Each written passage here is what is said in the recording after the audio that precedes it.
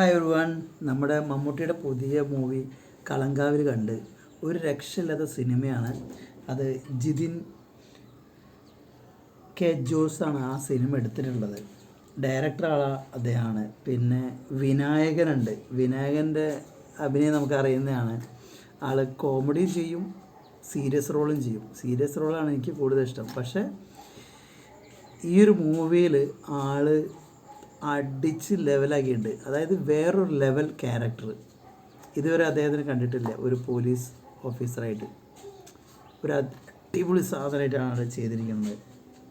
പിന്നെ അതേപോലെ ഗിബിൻ ഗോപിനാഥ് എന്നൊരാൾ അഭിനയിച്ചിട്ടുണ്ട്. ഗായത്രി അരുണുണ്ട്, രജിഷ വിജയനുണ്ട്.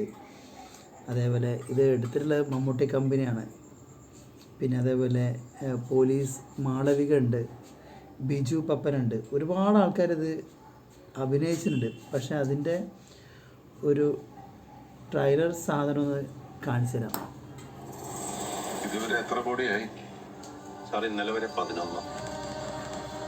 സാർ, സൗത്ത് ഇന്ത്യയിൽ തന്നെ ഇങ്ങനെ ഒരു ഹിസ്റ്ററി ഇല്ല.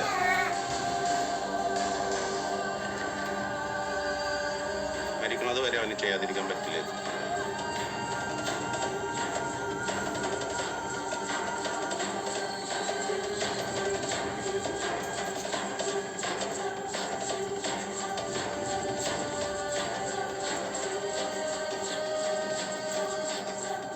ഭയങ്കര ഡേഞ്ചറല്ലേ.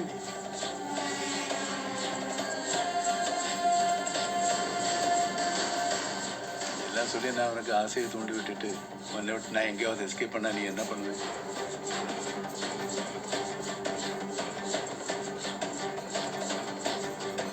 ഏറ്റവും കൂടുതൽ സുഖം കിട്ടുന്നത് മനുഷ്യനെ കൊണ്ടുപോകും.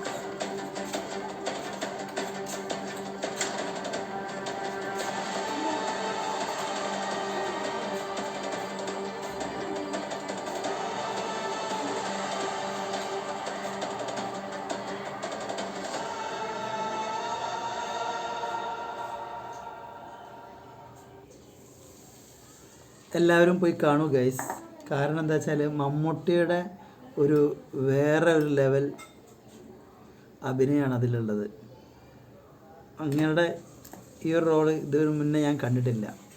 ഒരു ഡിഫറെൻറ്റ് ശൈലിയൊക്കെയാണ് ആൾ ഉപയോഗിച്ചിട്ടുള്ളത് സംസാരത്തിലൊക്കെ. എല്ലാവരും പോയി കാണുക, അഭിപ്രായം പറയാം.